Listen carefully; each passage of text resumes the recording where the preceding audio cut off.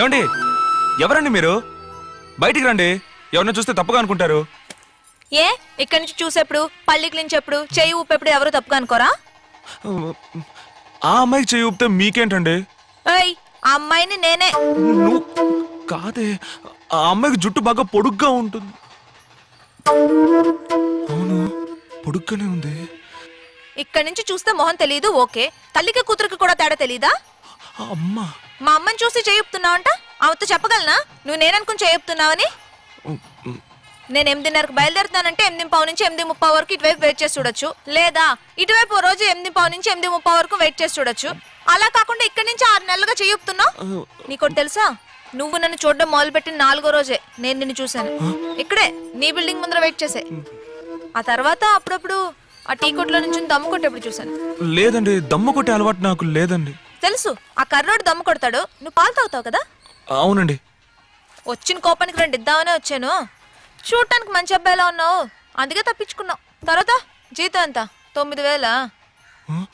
6వ తేదీ అయినా జీతం కవర్ చింపనే లేదు. డైలీ 5ంటికి అలారం పెట్టింది, నీ మొబైల్లో చూశాను. నాకోసమే కదా. పార్వతి అని ఒక నేమ్ సేవ్ చేసింది, ఆవిడెవరు? మీ అమ్మ. ఏమండి, ఎందుకండి అమ్మకి ఈ విషయం చెప్పడం? అమ్మా, ఆ అమ్మాయి చెప్పింది నువ్వు నమ్మదమ్మా. పొద్దున లేచి ఒళ్ళు విడుచుకుంటాను కదా, అది చూసి తప్పుగా అనుకుందమ్మా.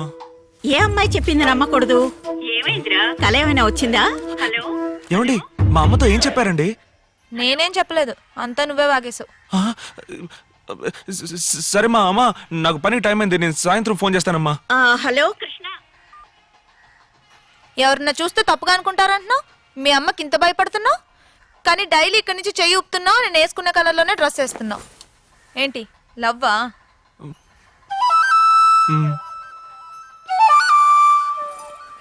సరే, సాయంత్రం 5ంటికి రాజీవ్ పార్క్ లో కలుసుకుందాం. ఏమండి ఏమండి, నాకు 7 గంటల దాకా డ్యూటీ ఉందండి. పర్మిషన్ అడుగు. ఏమండి, 2 గంటల సేపు పర్మిషన్ ఇవ్వరండి. అయితే లీవ్ పెట్టు. అయ్యో, పనిలో చేరిన దగ్గర నుంచి లీవే పెట్టలేదండి. లవ్ చేయడం మొదలు పెట్టావు కదా, ఇక మీదట మాటి మాటికి పర్మిషన్ తీసుకోవాలి, అప్పుడప్పుడు లీవ్ పెట్టాలి, అబద్ధాలు చెప్పాలి, అప్పు తీసుకోవాలి, దెబ్బలాట్లు, పోలీసు, కోర్టు కేసుని తిరగాల్సి వస్తుంది. అన్నిటికీ రెడీగా ఉండు. వచ్చేప్పుడు మర్చిపోకుండా జీతం కవర్ తీసుకురా.